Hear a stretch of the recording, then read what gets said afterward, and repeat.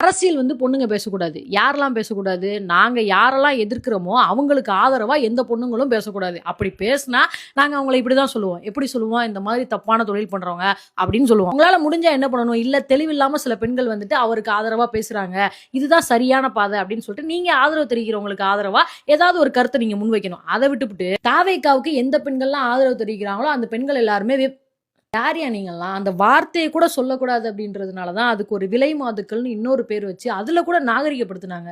அந்த மாதிரி தொழில் பண்றவங்க எல்லாருமே தப்பானவங்களா? அவங்க என்ன சூழ்நிலையினால அப்படி தள்ளப்பட்டுருக்காங்களோ, அது அவங்களுக்கு தான் தெரியும். அவங்க மேலயும் நெறைய உரிமை சுரண்டல்கள் நடக்குது. அவங்க மேலயும் நெறைய அத்துமீறல்கள் நடக்குது. அவங்கள கூட பெர்மிஷன் இல்லாம யாரும் தொடக்கூடாது. சோ முடிஞ்ச அளவுக்கு அவங்க மேல நடக்கிற உரிமை சுரண்டலுக்கு எதிராவும், அத்துமீறலுக்கு எதிராவும், அவங்களோட நலனுக்காகவும், அவங்கள அதிலிருந்து மீட்டு கொண்டு வரதுக்கு நீங்க பாடுபட்டீங்கன்னா, நீங்க ஒரு நல்ல அரசியல் தலைவர்னு அர்த்தம். யாரெல்லாம் விஜய்க்கு ஆதரவு தெரிவிச்சு பேசுறாங்களோ, அந்த பொண்ணுங்க எல்லாமே இந்த மாதிரியான பொண்ணுங்களுக்கு சமம் அப்படின்னா, அந்த மாதிரியான பொண்ணுங்கள பத்தி அபத்தமா பேசுறது கூட உங்களுக்கு யார் உரிமை கொடுத்தது முதல்ல? இல்ல அவங்க ரொம்ப கேவலமானவங்க, அவங்க ரொம்ப கேவலமான வாழ்க்கை வாழ்றாங்க. அதனால நாங்க அவங்கள பத்தி அப்படிதான் சொல்லுவோம். அதுக்காகலாம் மன்னிப்பு கேட்க முடியாது அப்படின்னா, இங்க இருக்கிற பொண்ணுங்க எல்லாருமே நீங்க என்ன சிந்திக்கிறீங்களோ, நீங்க எந்த தலைவர்களுக்கு ஆதரவு குடுக்குறீங்களோ, அவங்கள மட்டுமே பத்தி பேசணும் அப்படின்றதுக்காகவும், உங்கள இம்ப்ரெஸ் பண்றதுக்காகவுமே வாழ முடியுமா இங்க இருக்கிற எல்லா பொண்ணுங்களும்? அதெல்லாம் முடியாது. தாவேக்கா தலைவர் விஜய் அவர்களுக்கு ஆதரவா எந்த பொண்ணுங்கலாம் பேசுறாங்களோ, அந்த பொண்ணுங்களுக்கு நாங்க இந்த பேர் தான் வைப்போம் அப்படின்னா, அந்த பொண்ணுக்கு அந்த பேரு எந்த ஒரு ஆண் துணையும் இல்லாம வராது. அப்ப அந்த ஆணுக்கு என்ன பேர் வைப்பீங்க? உங்களோட கௌரவத்துக்கு பொண்ணுங்க தான் கிடைப்பாங்க. உங்களோட மான ரோஷத்துக்கு பொண்ணுங்க தான் கிடைப்பாங்க. உங்களோட கோபதாபத்துக்கும் பொண்ணுங்க தான் கிடைப்பாங்கல்ல?